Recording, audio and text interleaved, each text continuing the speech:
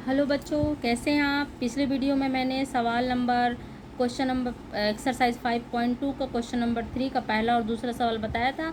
बाकी तीसरा, चौथा और पांचवा मैंने आप लोगों को कहा था कि आप स्वयं से लगाएं। तो यदि आपने स्वयं से लगाया है तो ठीक है, और यदि आप नहीं लगाए हैं तो देख लीजिए मेरी वीडियो। मैंने तीनों सवाल को लगा रही हूँ, और अगर लगा लिया है तो मिला लीजिएगा। क्वेश्चन नंबर 3 में देखिए, पहला पद दिया है 5 और पहला, दूसरा, तीसरा, चौथा पद दिया है 9 1/2। तो ये मिक्स फ्रैक्शन में दिया है। पहले हम इसको इम्प्रॉपर में बना लेंगे। तो ये हमारा कौन सा नंबर का पद है, देखिए पहला, दूसरा, तीसरा, चौथा, चौथे नंबर का पद है, मतलब A4 A4 A4 A4 का फार्मूला क्या हो जाएगा, क्योंकि 4 दिया है इसलिए A+3D।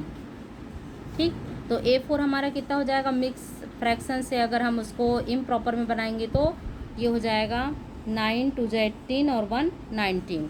कैसे बनाते हैं पता है ना इसको। 9 से डेनोमिनेटर को मल्टीप्लाई करते हैं, 9 2 18, और ऊपर जो न्यूमिनेटर दिया रहता है उसको प्लस कर देते हैं, तो 18, और ये हो जाएगा 19/2 इज इक्वल टू A+3D।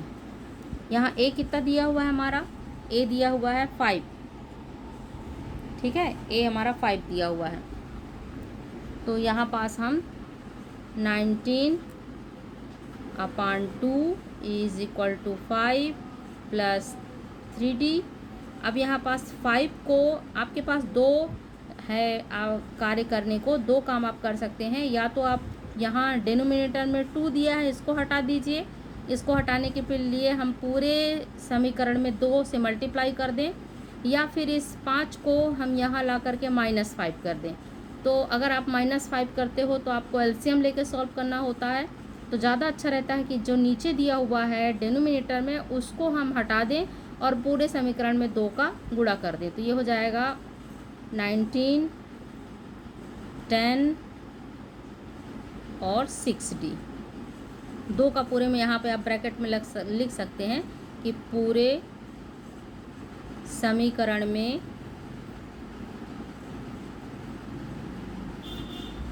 2 का गुणा करने पर। ठीक है, यहाँ ये कैसे आया, तो आपको ये कैसे आया, इस सवाल के बाद ये कैसे आया, इसके लिए अपन ब्रैकेट में लिख देंगे तो ज़्यादा स्पष्ट दिखेगा। और आपको भी, जब आप कभी पन्ना पलटा के क्वेश्चन उठा के देखेंगे तो आपको समझ में आ जाएगा कि मैंने ये कैसे किया था। ठीक है, अब इसको सॉल्व करते हैं। तो यहाँ पे 19 और ये 10, चूँकि यहाँ इधर प्लस में है left side, sorry right side, तो जब उसको हम लेफ़्ट साइड लाएंगे तो क्या हो जाएगा -10 60। अब 19 में से 10 चला गया, कितना हो गया 9 इज इक्वल टू 60। अब यहाँ 6 और D के बीच में मल्टीप्लिकेशन हो रहा, तो 6 जब इधर आएगा तो क्या हो जाएगा अपान में हो जाएगा। अब 6 और 9 ये दोनों एक दूसरे से कटेंगे नहीं, पर ये 3 से कट जाएंगे। तो D हमारा कितना आ गया 3/2 इज इक्वल टू D। ये इसको हम अच्छे से लिखेंगे तो D इज इक्वल टू 3/2। तो हमारा D आ गया 3/2। A हमें पता है ही 5 है। तो अब जो जो टर्म्स दिया है निकालने के लिए, ये दिया है सेकंड टर्म्स और ये दिया है थर्ड टर्म्स। तो सबसे पहले हम सेकंड टर्म्स निकालेंगे, इसके बाद हम थर्ड टर्म्स निकालेंगे।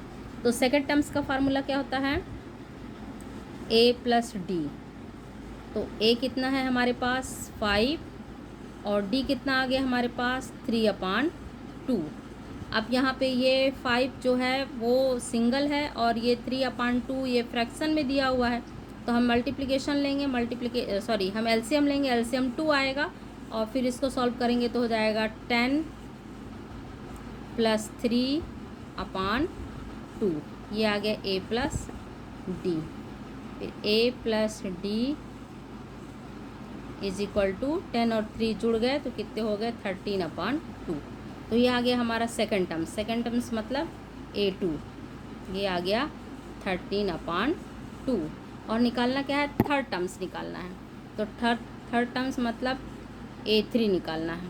तो A3 का फार्मूला क्या होता है A+2D।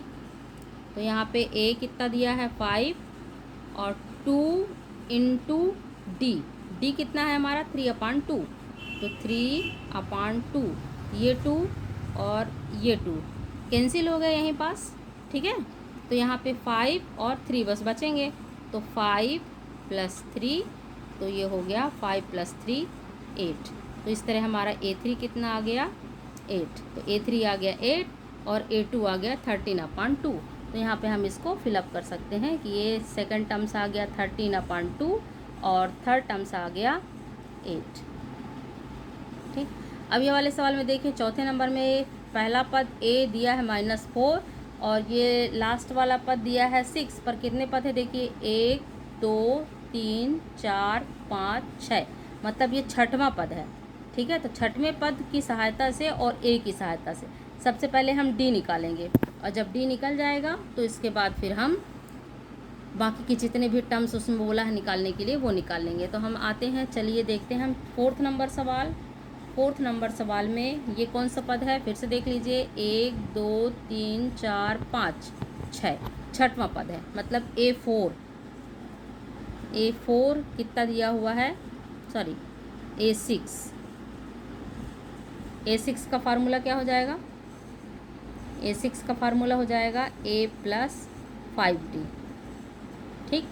और ये A6 कितना दिया हुआ है, A6 दिया हुआ है 6, तो 6 = A + 5D, A + 5D। देखिए ये 6 नंबर के फार्मूले का 6 नंबर का जो टर्म्स है उस टर्म्स को हम इस पैटर्न में लिख सकते हैं।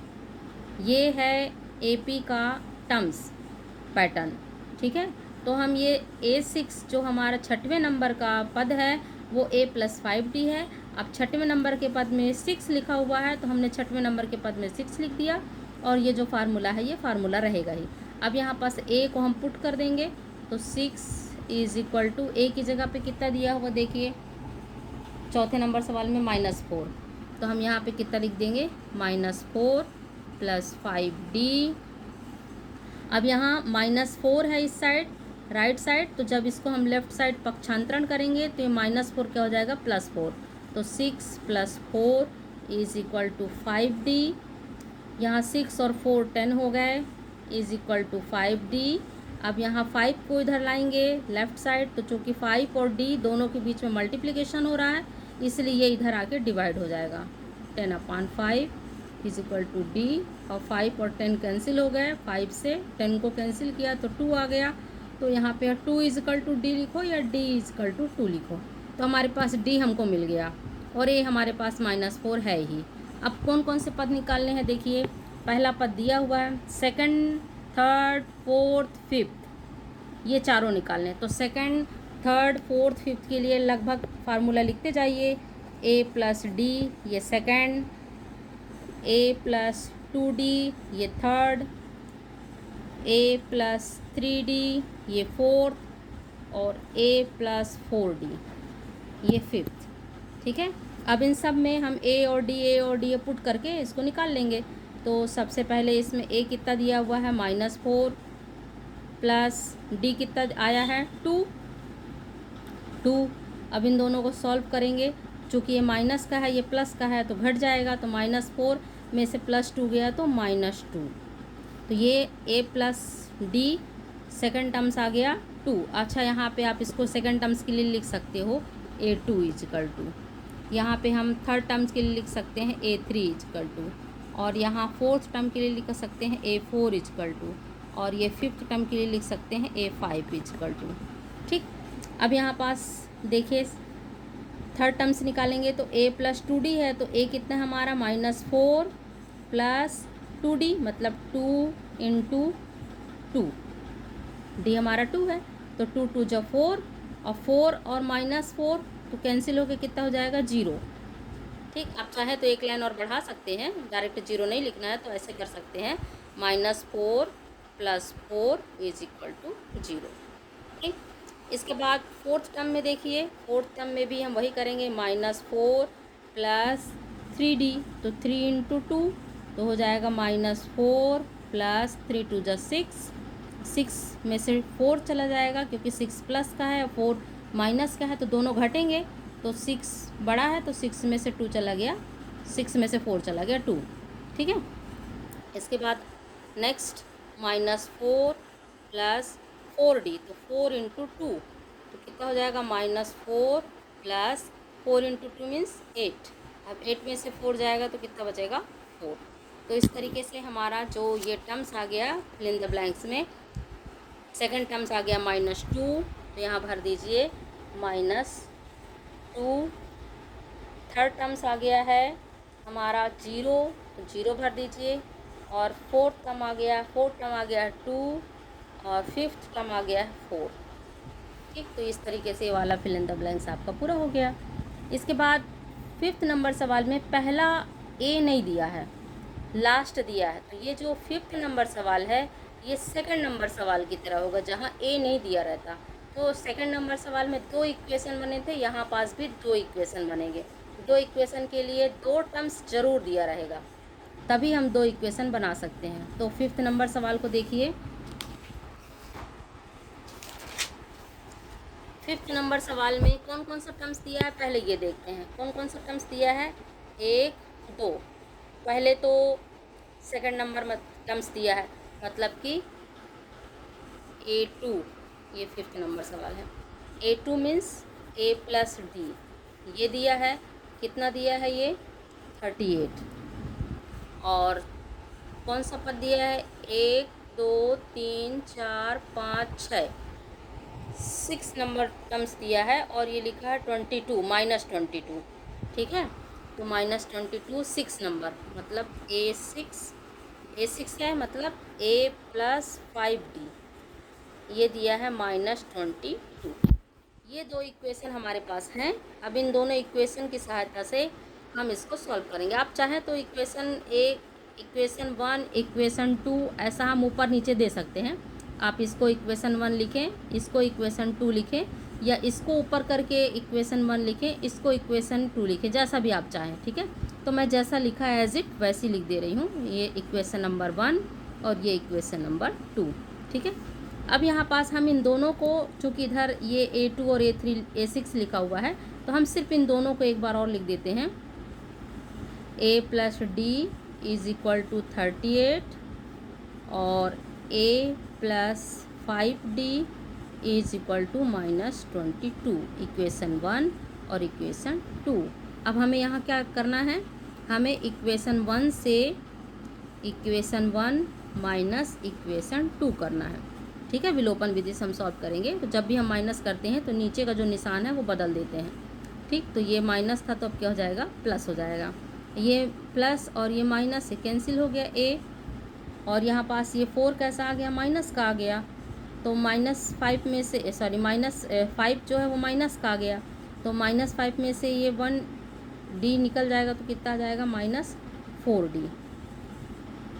अब यहाँ पे ये भी प्लस है और ये भी प्लस है, दोनों प्लस प्लस के हो गए। अब ये वाले निशान की कोई वैल्यू नहीं। अब जो निशान हम चेंज करते हैं उसकी वैल्यू रहती है, उसके हिसाब से हम काम करते हैं। तो अब ये 22 क्या बन गया, प्लस का। तो और ये 38 कैसा है, प्लस का। तो दोनों प्लस प्लस के हो गए, जुड़ जाएंगे, तो कितना हो जाएगा, 60। ठीक है, अब यहाँ पास D निकालना है हमको। तो D is equal to 60 upon -4, -4 से 60 कट जाएगा, और ये कैसा आएगा, माइनस का आएगा। D is equal to -15। ठीक है, अब इस D तो हमें निकल गया, अब हमें A निकालना है। तो A के लिए हम कोशिश करते हैं कि जो सरल इक्वेशन हो उसमें रखें। तो यहाँ A और D सिंगल सिंगल दिया है, तो हम इसमें रखेंगे। तो A प्लस D 38 है, तो हम लिखेंगे A plus D is equal to 38। तो A कितना है नहीं पता, D कितना आया है -5 और 38। आप चाहे तो यहाँ प्लस न लिख करके डायरेक्ट भी लिख सकते हैं। A -5 15 is equal to 38। तो A इज इक्वल टू, ये -15 है, उधर जाएगा तो क्या हो जाएगा, +15 हो जाएगा। तो यहाँ A इज इक्वल टू, दोनों को जोड़ दो, 8 + 13, कैरी 1, 3 1 4 और 1 5, 53। ठीक है, तो A इज इक्वल टू कितना आ गया, 53। अब हमारे पास ए हमारे पास है और डी हमारे पास है, तो ए और डी की सहायता से जितने भी टर्म्स उसने पूछा है, पहला टर्म्स क्या पूछा, पहला टर्म्स तो जो ए है वही आएगा, माने 53 ही आएगा, ठीक। और फिर ये कौन सा टर्म्स हो जाएगा, 1 2 3, ठीक है। तो तीसरे नंबर के टर्म्स के लिए क्या होगा, A3 मतलब A प्लस 2D, और चौथे नंबर के टर्म्स के लिए A4 मतलब A प्लस 3D, और पाँचवें नंबर के टर्म्स के लिए A5 मतलब A प्लस 4D, ठीक। ये तीनों निकालने हैं हमको। अब देखिए यहाँ पे हम सिर्फ पुट करते चले जाएंगे, हो गया। A हमारा कितना है 53 पुट कर दिए, प्लस 2D मतलब 2 इंटू D, तो D की वैल्यू कितनी है 15, इसको सॉल्व कर लिए तो कितना हो जाएगा 53 माइनस रखेंगे क्योंकि यहाँ पे ये वाला प्लस और ये माइनस, दोनों का मल्टीप्लिकेशन फाइनली माइनस आएगा, और 15 2 जा 30, फिर 53 से 30 को माइनस कर दिए तो कितना आ जाएगा 23। तो हमारा थर्ड टर्म्स जो है वो कितना आ गया 23। इसी तरीके से फोर्थ टर्म्स निकालेंगे तो यहाँ भी हम पुट कर देंगे 53 प्लस 3D है तो 3 इंटू माइनस 15, तो ये हो जाएगा 53 माइनस 15 3 जा 45, घटाएंगे तो कितना हो जाएगा 53 से 45 घटा दिए तो 8, और 4 में से 4 गया 0 मतलब 8 बचा, है ना। 53 से 45 घटाए तो अब इसके बाद फिफ्थ टर्म निकालना है, तो a प्लस 4D है तो a की जगह पे वही 53 प्लस 4 इंटू माइनस 15, तो हो जाएगा 53 माइनस, अब 15 4 जा 60 होता है तो यहाँ पे हम 60 रखेंगे। अब यहाँ पे देखिए 60 न्यूमेरिकल में बड़ा है तो 60 में से 53 घटेगा तो कितना आ जाएगा 7, और ये 7 कैसा होगा जैसा 60 है, 60 माइनस का है तो 7 भी क्या होगा माइनस का होगा। तो इस तरीके से ये कौन कौन सा पद निकल गया, थर्ड फोर्थ फिफ्थ 23 8 और -7, तो यहाँ पे हम रख देंगे यहाँ पे 23 8 और -7। तो इस तरीके से ये क्वेश्चन हो गया। अब अगला क्वेश्चन जो है 4 5 और 6 और 7 चार क्वेश्चन के एक वीडियो बनाऊंगी मैं। तो नेक्स्ट जो वीडियो होगी मेरी ये चारों क्वेश्चन के लिए होगी। ये वीडियो मेरा पसंद आया हो तो लाइक करें, सब्सक्राइब करें। Thank you.